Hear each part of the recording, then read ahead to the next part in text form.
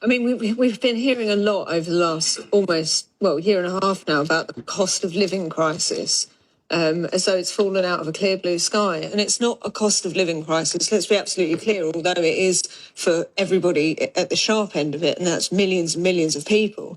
It's a cost of Conservatives crisis. It's a cost of austerity crisis. It's the cost of 13 years of pulverising all social support and all of those safety nets that we used to have in place that propped up the fundamentals of a decent society.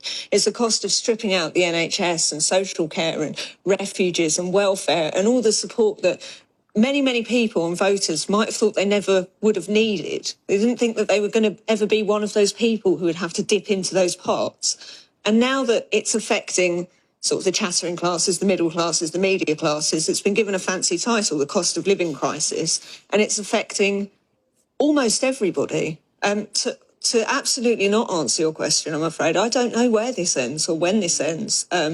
I've been working with food banks and with people in poverty for the last 10 years. I've never known anything like the sheer scale of desperation and crisis that we're facing at the moment as a country.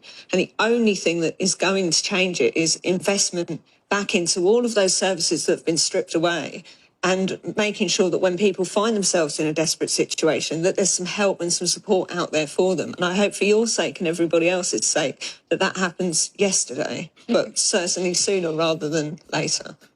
And Jack, can I ask you, one suggestion from the government is possibly a voluntary agreement with the supermarkets to cap the prices of some goods. Do you think that will make much difference? Again, it's one of those short-term solutions that will help people out for 5 minutes, like the money for the energy funds or £20 uplift for universal credit that was then taken away. But what the government need to do is they need to invest in wages, and they need to invest in social care and support, and they need to invest in benefits, because capping the price of milk will help people this week, but it just means that supermarkets will push up the prices of other essential products that might not have made the shortlist, so your overall shopping bill won't come down anyway. I mean, I've campaigned to keep supermarket prices at a budget level myself over the last couple of years because of the cost of living crisis, but it's not a long-term solution. The onus shouldn't be on supermarkets to drive their prices down to poverty wages. The onus should be on employers and on the government to ensure that everyone's got a decent basic living standard.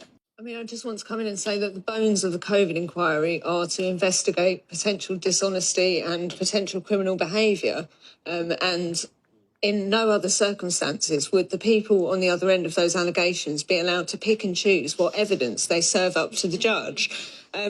Enough people have paid the high enough price with their lives for the decisions and the behaviour of our government during the coronavirus crisis. And those people and their families and we, the public, deserve the truth, the whole truth, and nothing but the truth. For Rishi Sunak to say that it's a government of honesty and integrity is absolutely laughable when it's a government that routinely seeks to obfuscate, delay and deny their involvement in absolutely any wrongdoing. And I think they're hoping that maybe if they just kick the can far enough down the road, it might go away. But I hope that the right thing is done in this circumstance, because people deserve it.